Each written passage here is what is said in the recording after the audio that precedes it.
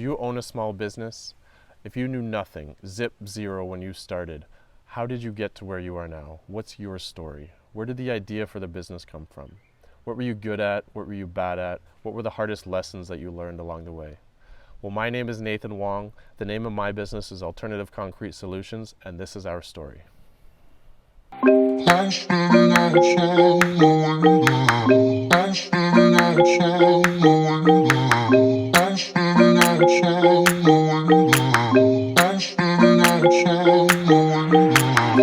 was standing outside waiting for you. You were always taking time, baby, playing it through. I was calling out your name, put my eyes on the wall. You were running like a ghost from me. So guys, I'm making this video in amidst the 24-hour curfew lockdown in the British Virgin Islands, where COVID-19, has, entered our territory, and because the government has decided that we're on 24-hour curfew, we can't do any work. So I'm trying to be as productive as I can by, working on editing these videos in my downtime. And hopefully this video will bring some value to you guys that are watching. If you own a small business or you're in the decorative concrete or polished concrete industry, these are the 11 truths that we found to be true in our 5 years of experience doing this. So in my first year of business, I found truth number 1 and truth number 2 to be, don't be afraid to start at zero with zero experience. And also don't be too fancy to work for free or barter when you don't have any job site experience or you don't have a good portfolio. My first job I got from my Italian neighbor, and he was willing to barter with me in exchange for 50% off food at the restaurant that he was about to open to do a brown stained polished concrete floor. I had very little training at the time. It was the first job that I've ever done by myself without anybody overseeing it. And he took his faith in me, and I had not a lot of leverage, so I was not scared to start and make mistakes, and I wasn't scared to barter. So those are the first 2 truths that I learned in year 1 of doing business. And I think it's best summed up by a quote by Will Smith: failure actually helps you to recognize areas where you need to evolve. So it's important to fail early, fail often, and fail forward. And I did my share of failing in year 1. In our second year of business, we quickly started to grow a buzz locally and word of mouth through the services that we were offering, as it was very unique and never being offered here before.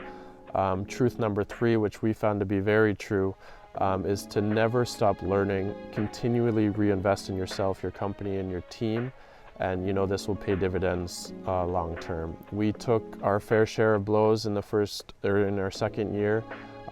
We experienced removing coatings, such as epoxy coatings, for the first time. We rented the incorrect machinery, that we just didn't have the experience on what to diagnose what the issues were and how to remedy it and remove it as quickly as possible. So that was a big learning lesson for us.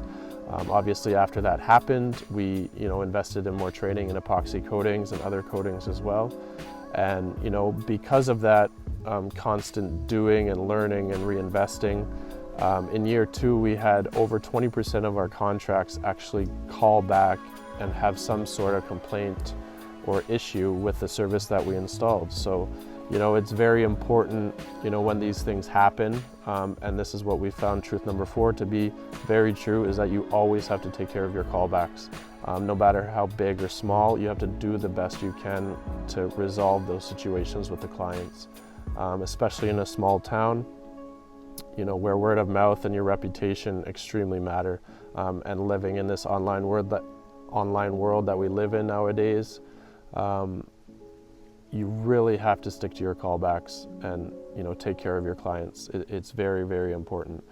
Obviously you want to try to minimize the risk of having those callbacks as much as possible. So what we've learned is that the more experience that you gain and the more risks that you take to learn these new services, if you're reinvesting in yourself, as long as your experience is outweighing the expectations of the client, that's the best way, and that's what you want to achieve in the concrete industry. You want your experience to outweigh the expectations of the client. Obviously in year 2 we didn't achieve this, and that's why we had so many callbacks, but it's a constant development and education of these services, and reinvesting in your team so that these mistakes are minimized as the years go on. You don't want to keep making these mistakes 2, 3, 4, 5 years down the road. In our 3rd year of business, we started to gain a lot of momentum.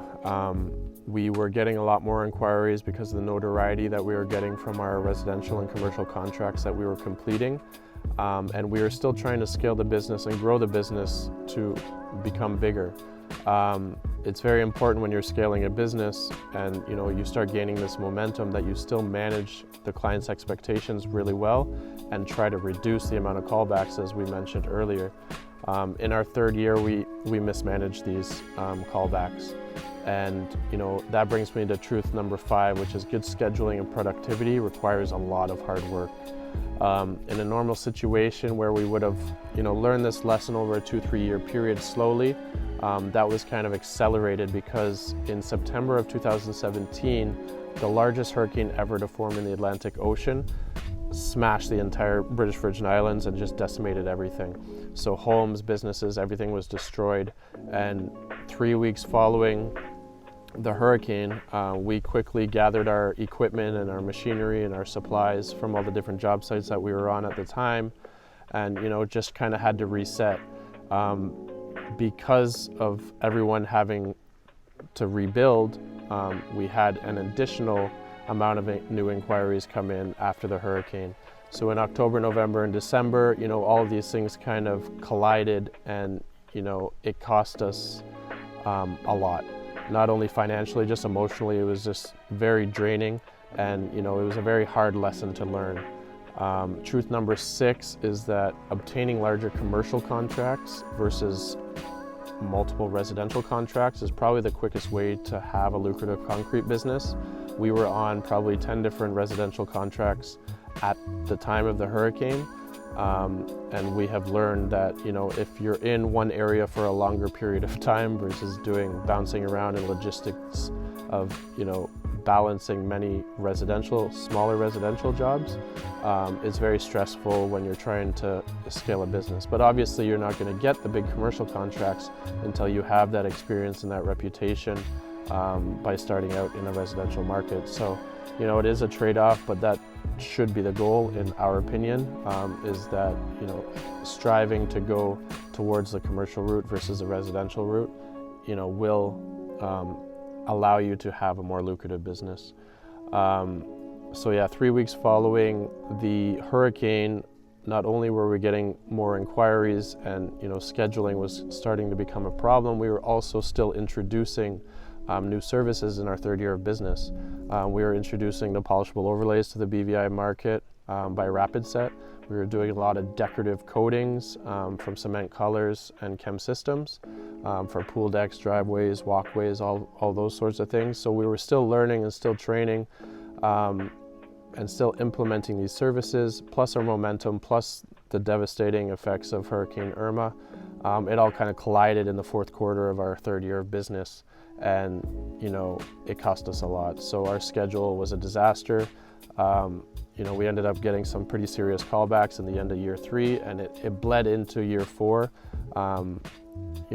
But year 4 was better, and we got back on top of things. So. Another truth that we found to be very true in the concrete industry in our 3rd year of doing business is truth number 7, and that is to seek legal advice to review your contract. We found ourselves in year 3 in a situation where we were subcontracted to do some commercial work as well as residential work. And the expectations that I had from the contractor to facilitate us as a subcontractor, the expectations weren't met. So there was a lot of inefficiencies, a lot of stress unnecessarily, in my opinion.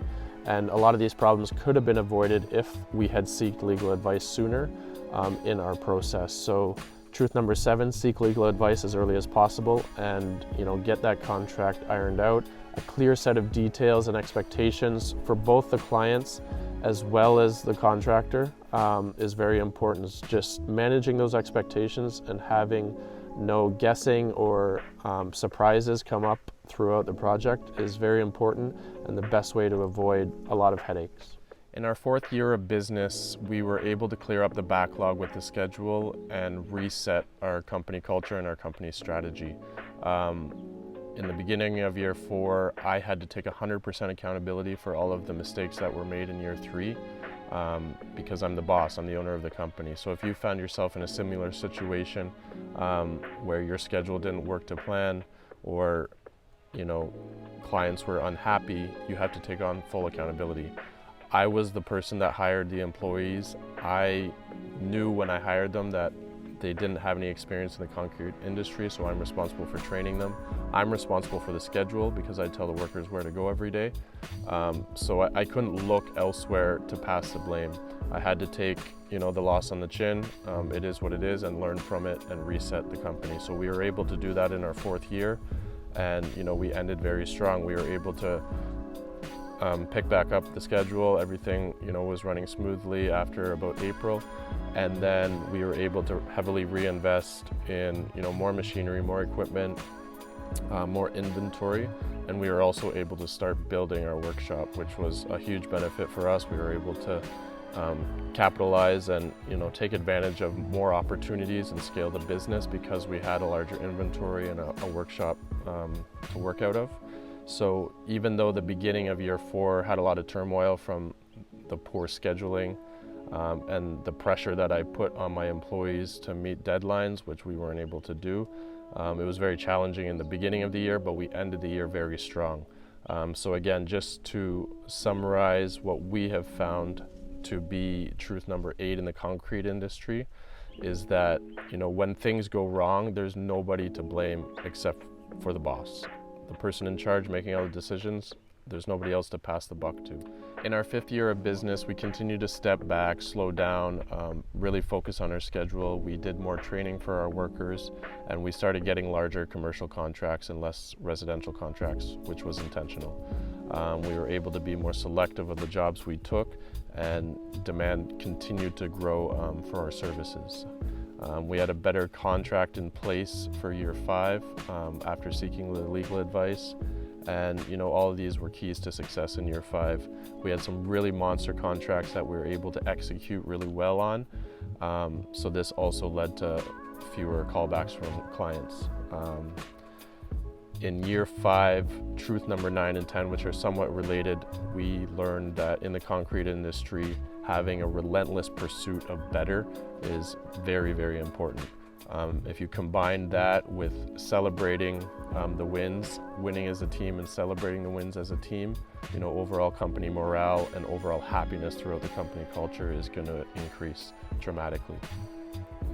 So this is the first time that I've found myself in this situation, and when you find yourself in an unprecedented crisis such as the coronavirus, it's important to focus on many things, especially your employees, but one thing stands out specifically that we have found truth number 11 to be within the concrete industry, and that is during a time of crisis, you need to innovate.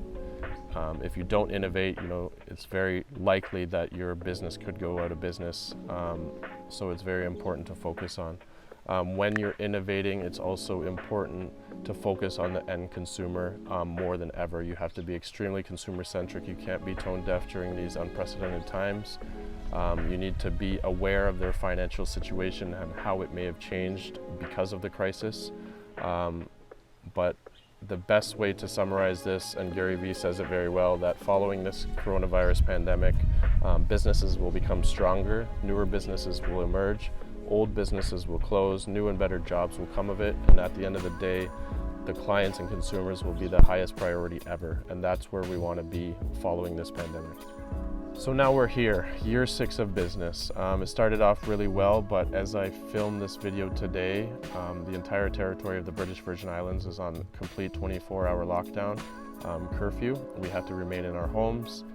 Only grocery stores and gas stations are allowed to remain open, and we have to have our groceries delivered to our homes. So this is a very unfortunate event, that many people are dealing with around the globe. We know that we have to be grateful that we're healthy and alive, but at the end of the day, you know, you only have one life. You can rebuild an economy over time, you can rebuild a business over time, but we have to be grateful for being healthy and being alive. All right, guys, that's the end of the video. Thank you so much for watching. As we continue to grow as a company, we're going to document as much as the journey as we can at Concrete BVI on YouTube, Facebook, Instagram, and LinkedIn. We want to continue to give back to the community as much as possible because it's given us so much over the years. We have an initiative, I'd love you guys to check it out, called Contractors Care BVI. And what we do is we rehabilitate play structures and play areas at daycares or schools throughout the BVI currently. And you know, this is our way of giving back to the community. So thank you again for watching. If you haven't subscribed to the YouTube channel, please do that. We would appreciate it very much. And follow us on LinkedIn, Facebook, Instagram, all of those places. Thank you very much for watching. Cheers, guys. Be safe.